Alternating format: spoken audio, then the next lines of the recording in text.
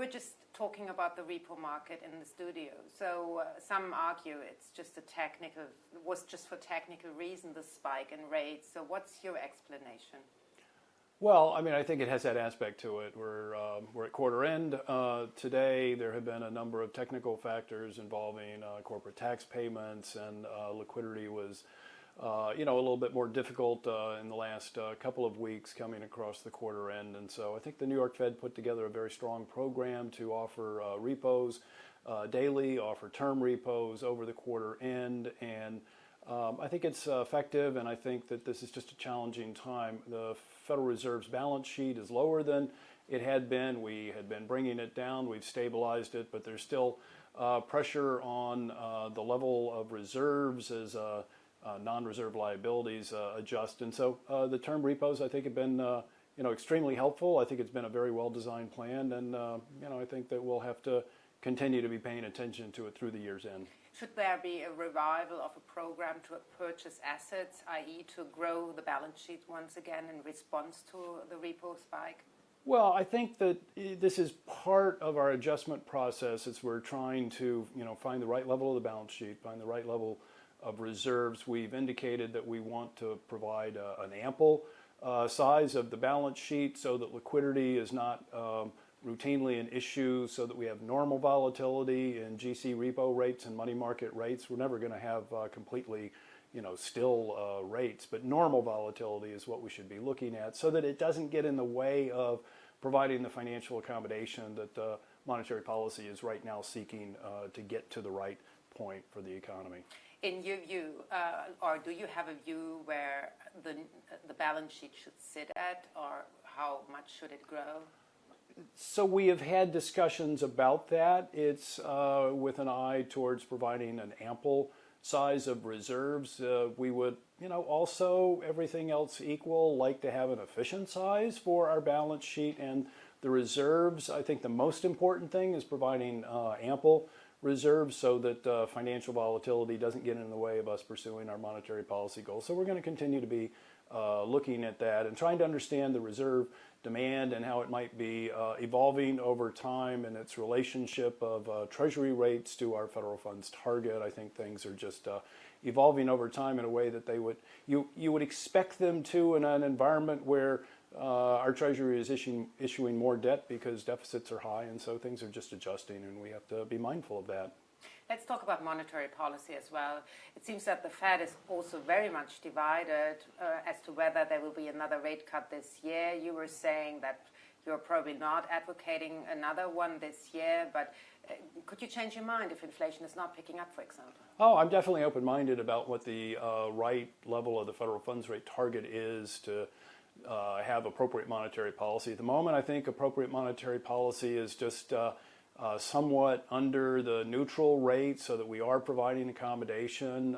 Just at the end of last year, 2018, I thought that appropriate policy was headed towards slightly restrictive stance of policy because unemployment was at a very good falling rate. Inflation looked to be picking up to 2% and perhaps beyond, and the economy was very solid. But since then, over the last 6 months, we've had more challenges getting inflation to 2%. There's been more uncertainty.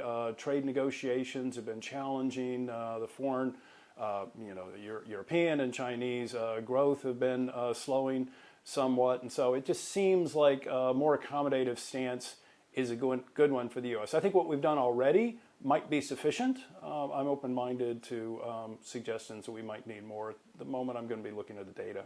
Yeah, which data are you looking at if you're making your mind up? Well, I think the inflation data is very important. We've had a forecast that inflation was going to, go up to 2% with momentum and go above 2%. My own expectation is that we should overshoot our inflation objective of 2% by just a little bit. That would be good because we've been underrunning it for a time. I think labor markets are going to be a very important piece of data to be monitoring. We've had good, very strong employment growth for quite some period of time. It's eased up a little bit, but still quite strong. So that'll be important to watch. The consumer's been really the important contributor to the U.S. economy, and the labor market's been important for that. You're quite optimistic about the U.S. economy. I've read Janet Yellen, though, is calling on the fact that they perhaps are too optimistic about the U.S. economy. So what do you say to her? I have great respect for my former chair. I think that it's definitely the case that there's uncertainty around the outlook, and so I believe that at the moment fundamentals continue to be good. I think that there are headwinds that we are facing. We have reduced the federal funds target by 50 basis points, and I think that's helped move us into an accommodative stance more than where we were for sure, but I think that could be a moving target if headwinds are increasing and we might need to do more. I think the challenge, it's easy to sort of talk about headwinds and be pessimistic about where the economy is going, but it really ends up being sort of a non-linear adjustment. At the moment, it looks like we might be able to ride the uncertainties out, decelerate to trend growth, 2%, 1.75% in the U.S. The labor market would continue to be vibrant in that environment, but there might be more fragility, and if there's a shock that's completely unexpected and something that we haven't thought about before, that could lead to something not quite as positive. And let's talk about trade, because trade is one of the particular issues which is inducing a lot of uncertainty. So how optimistic are you that we get some sort of an agreement, because it seems that negotiations might restart? Yeah, negotiations are something that I don't do for a living, and so as I, watch from quite afar how this is proceeding, it's it's a different style for sure, brinksmanship, trade negotiation. The administration has a view that they're looking to make things, make big adjustments in trade, intellectual property rights for people doing business in China. Those are very difficult issues. If they make progress on that, then that would be extremely positive. But they're using brinksmanship style, and so it's a bit unnerving. I think corporations have to be a little nervous about where they've got their supply chains located close to borders, investments that they've made over a long period of time and where they have a lot of capital in place now. The value of that is more uncertain, and as they think about where they should be adding, the next $1 million of investment, it's not as obvious, and so I think delay is part of what's taking place, and that sort of clouds the outlook a bit. Yeah, it seems that this time it's more like a weakness in the industrial space of the economy. Is it that the U.S. is so much more service-oriented that it might feel the brunt from those uncertainties only a little later? So my question essentially is 2020, what's your outlook here? Recession risk or not? Well, it's definitely the case that manufacturing is in a downturn. The purchasing managers' indices are, falling, and it's definitely the case that the service side is stronger. That's typical. In order to get to recessionary levels on the PMI, you've really got to fall a lot on the manufacturing side for that to be reflective. It's part of the diversification of the U.S. economy, and it's part of why I say that fundamentals are still pretty good. Consumer is strong, but the business investment side is not strong, and so I think that's a concern. The international sector is weaker. Net exports aren't positive either, and so I think you put it all together, and we could navigate the challenges and bring in something decelerating to trend growth, but there are downside risks. 2020, no recession risk on the horizon, in other words?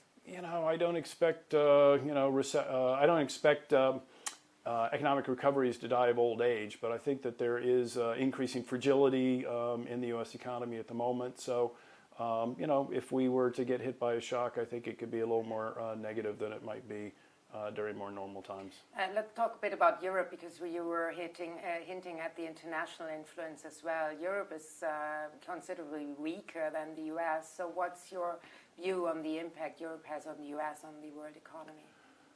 Well, it's definitely led to exchange rate adjustments, uncertainty. Brexit risk is another feature of what's taking place in Europe. And so I think if you're looking from the U.S. to export goods into Europe, it's more challenging. I think Europe is being challenged by the trade difficulties as well. And so that's definitely showed up. German manufacturing is down and the economy. So there seems to be unevenness, but it's definitely not a positive sign for the global economy. Yeah, and then the China weakness is also not a positive for the global economy. Yeah, the bond market, especially in Europe, are very negative. That has to do, of course, with the central bank policy here on the ground, but still, it is factoring in a lot more of bad news. So is the bond market overdoing it? Well, I think there's an intense appetite for safe haven assets, and so I think the German bond is viewed as extremely safe. The Japanese long-term bond also. They both do have large monetary balance sheets through the ECB and negative interest rates, but still, there's an intense desire for safe assets, and U.S. Treasury rates have been very low too, even at a time where we've been increasing fiscal deficits because of tax cuts and tax revenues being down, and so it's a challenging time. And but one constant across this is if you're viewed as a safe haven asset, asset prices are bid up and yields are down.